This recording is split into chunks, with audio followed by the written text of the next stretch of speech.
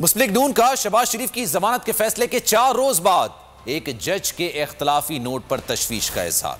मरियम औरंगजेब ने कहा कि पहली बार हुआ है कि जमानत मंजूर की गई लेकिन तहरीरी हुक्मनामे पर दस्तखत नहीं किए गए। शहबाज शरीफ सुरखरू होंगे। शहबाज गिल किस हैसियत में अदालती फैसले पर बात कर रहे हैं। काबीना में 4 मरतबा तब्दीली के बावजूद शहबाज गिल को नौकरी नहीं मिली। उन्हें फरार नहीं होने देंगे। उनके नाम एग्जिट कंट्रोल लिस्ट में डालेंगे।